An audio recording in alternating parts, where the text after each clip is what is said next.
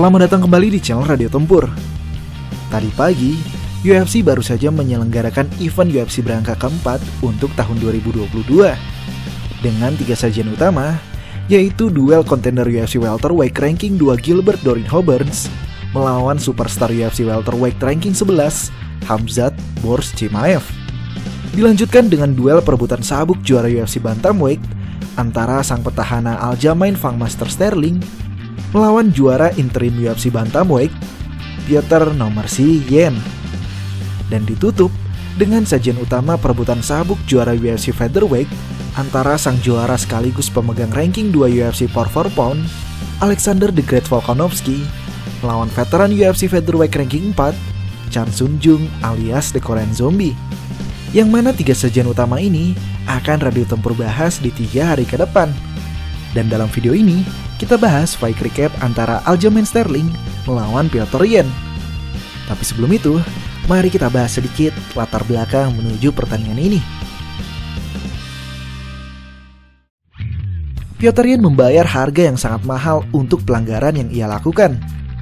Berkat serangan lutut pada kepala Sterling yang masih berada dalam posisi grounded, tidak hanya kehilangan sabuknya, namun Piotr pun harus menunggu waktu yang cukup lama untuk bisa kembali memperebutkan sabuknya tersebut. Dari UFC 259 tanggal 6 Maret 2021 hingga UFC 267 tanggal 30 Oktober 2021. Yang sayangnya, Piotr Yan dipaksa harus menunggu untuk waktu yang lebih lama lagi karena Aljamain Sterling menarik diri karena masalah kesehatan.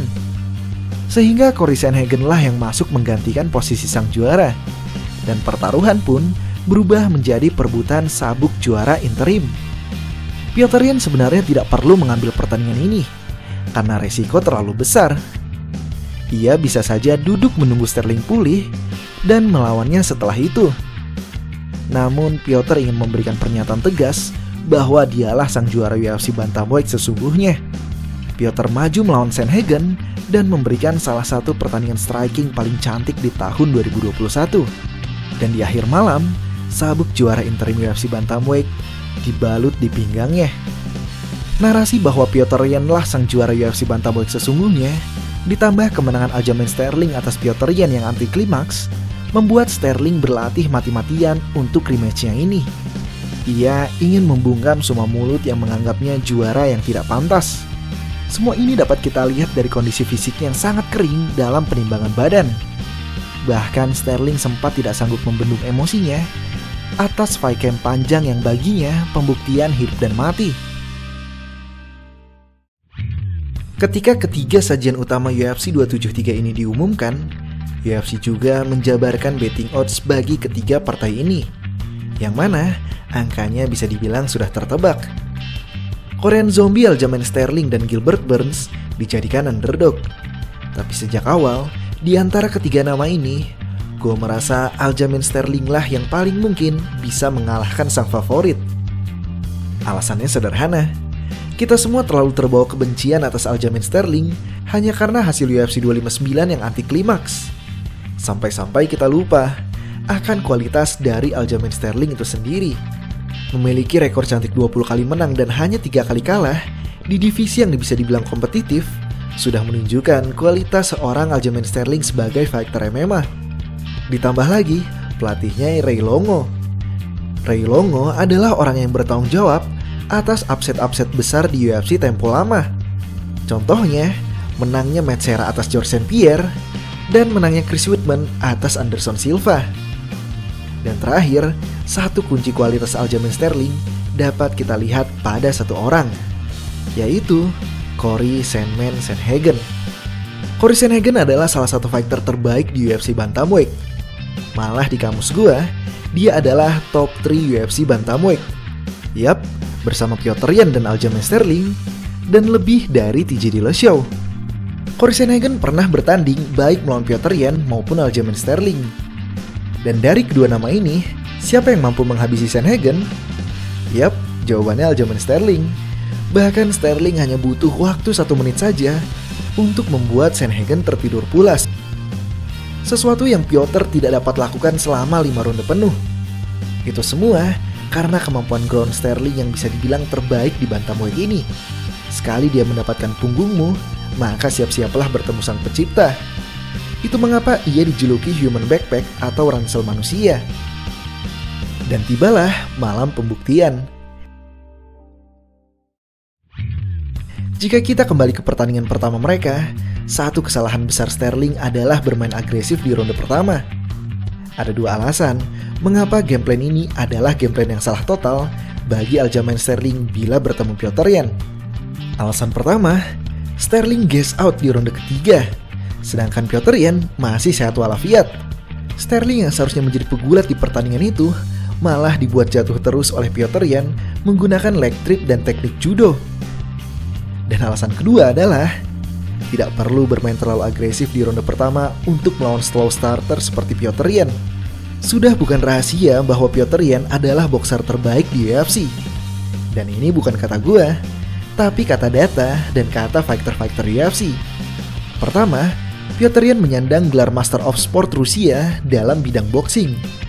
Dan kedua, ketika Dustin Poirier yang dipandang sebagai pemilik skill boxing paling renyah di UFC, ditanya siapa menurut dia petinju terbaik di UFC, apakah dia atau Conor, Dustin malah menjawab Petr Yan.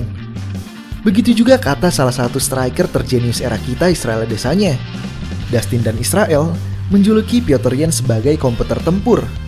Dia akan mengorbankan ronde pertama hanya untuk membaca gerakan lawan.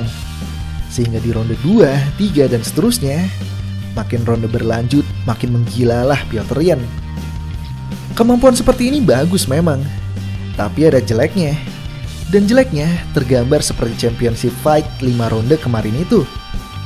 Di ronde pertama Petr Yan mau membaca Sterling, dan Sterling sudah tahu skill komputer Petr Yan ini, sehingga dia tidak perlu terlalu aktif. Yang penting, mendaratkan banyak serangan signifikan. Aljamain Sterling mendaratkan 19 serangan signifikan, sedangkan Petr Yan 13 serangan signifikan. Hingga masuklah ke ronde kedua. Berawal dari tangkapan tendangan, Sterling berhasil menjatuhkan Petr. Dan ketika hal ini terjadi, gue kaget banget. Karena Sterling berhasil masuk pada posisi andalannya, yaitu ransel manusia. Ditambah lagi body triangle-nya terlihat benar-benar ketat. Petr Yan berada di ambang kematian. Namun salut untuk Petr Yan yang mampu tetap menjaga lehernya untuk tidak terkunci. Meskipun 3 menit 50 detik, Petr Yan tidak mampu keluar dari jeratan Sterling. Masuk ke ronde ketiga, lagi-lagi karena tendangan. Sterling menangkap kakinya dan men-takedown Petr di dekat pagar. Dan lagi-lagi, Sterling mengunci Petr Yan pada posisi andalannya. Kali ini, selama 3 menit 43 detik. Tapi ini nih yang menarik brother-brother sekalian. Mungkin kita akan bicara, lah kok kalah gulat sih Petr Yan? Malu-maluin Rusia nih. Hei, jangan salah.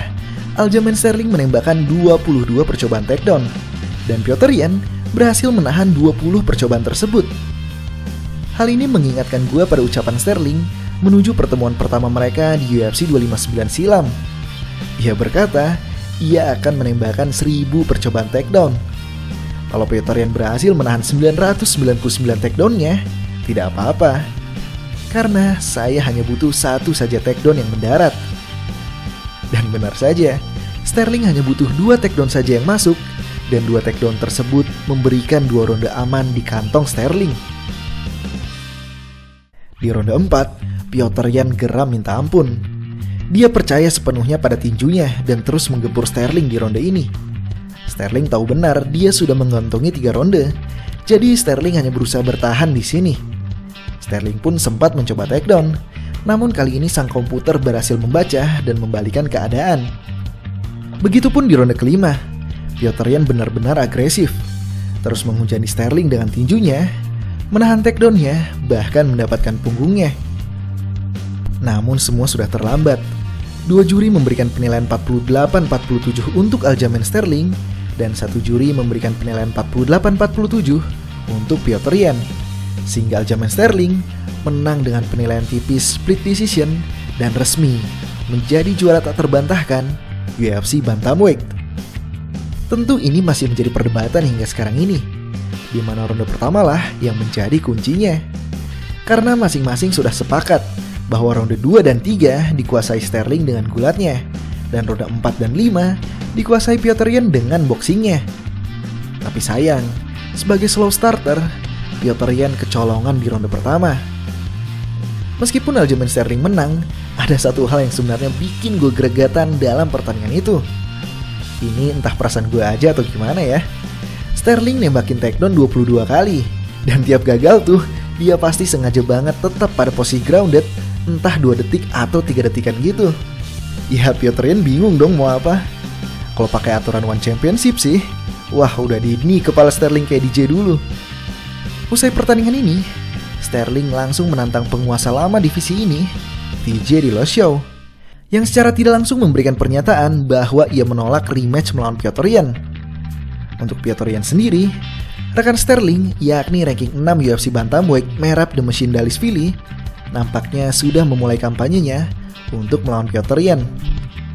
Itu tadi fight recap UFC 273, perebutan sabuk juara UFC Bantamweight antara sang juara UFC Bantamweight Aljamain Fangmaster Sterling melawan juara interim UFC Bantamweight yang sekarang harus melepas sabuknya, Petr Normossian. Gimana? Matchup apa yang cocok untuk mereka berdua ke depannya? Dan pada setuju nggak dengan penilaian juri? Tulis di kolom komentar ya. Terima kasih.